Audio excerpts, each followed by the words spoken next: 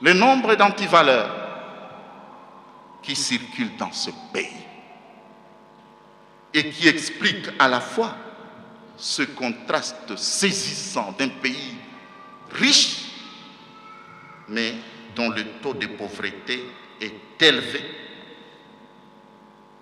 La corruption qui rampe, la fraude et la tricherie qui cohabitent. Ne pensez pas seulement à la fraude électorale. Hein? La fraude, la tricherie, c'est partout. Vous, les parents, est-ce que vous acceptez que vos enfants puissent reprendre l'école, une classe? Aujourd'hui, vous, les parents, chrétiens, catholiques en particulier, priant à la cathédrale, enfin, pas tous, mais la plupart, vous n'acceptez plus que vos enfants puissent redoubler des classes. Ça s'appelle quoi? Passer d'une classe à une autre sans avoir réussi. Ça s'appelle quoi? Tricherie. Vous avez besoin d'une attestation de mariage, vous allez à la mairie, là. Sans qu'on vous pose la question, où est-ce que vous êtes marié, est-ce que votre mari est en vie ou votre femme est en vie, on vous livre cette attestation si vous donnez de l'argent. Ça s'appelle quoi? Allez voir à Kasumbalesa, quand vous voyez le nombre de marchandises qui entrent dans ce pays, ça vous donne du vertige. Vous pensez que tout cet argent va dans le trésor public? Mon œil.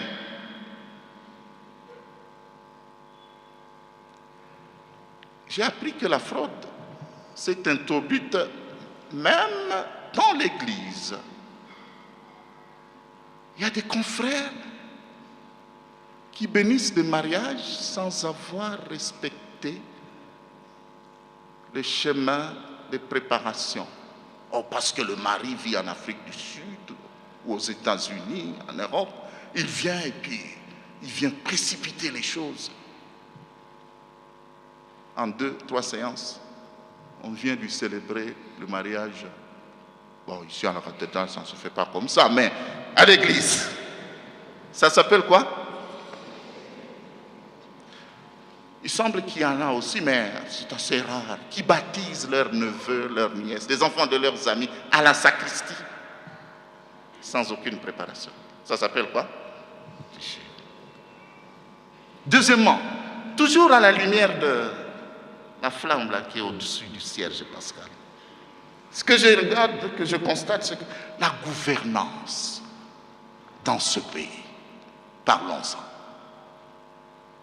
chaotique. La violence quasi permanente. Citez-moi un pays où il y a une centaine de groupes armés. Un pays au monde. Suivez mon regard. La violation des lois. Le recul de la démocratie. Le gaspillage des ressources naturelles. Et parfois, au détriment des enfants du pays. Il y a quelques semaines, une compagnie minière que je ne citerai pas a déversé des produits toxiques dans la rivière où les villageois vont puiser de l'eau. Et les villageois ont commencé à faire des diarrhées indéterminées, picotements sur la peau. Ce village s'appelle en Kisanga Sagesse. Vous connaissez? Sagesse en Kisanga. Alors, et le plus étrange, je n'ai vu ni député aller se faire appeler honorable là-bas, ni sénateur, ni un quelconque responsable politique pour aller ne fût-ce que poser la question. Alors j'ai voulu m'aventurer, non pas pour montrer que je suis le plus courageux, mais tout simplement par sentiment de paternité, parce que ces enfants qui meurent là, ce sont des enfants de l'archidiocèse. On m'a fermé les portes. Les menaces vont suivre, mais je m'en fous. toujours à la lumière de cette flamme.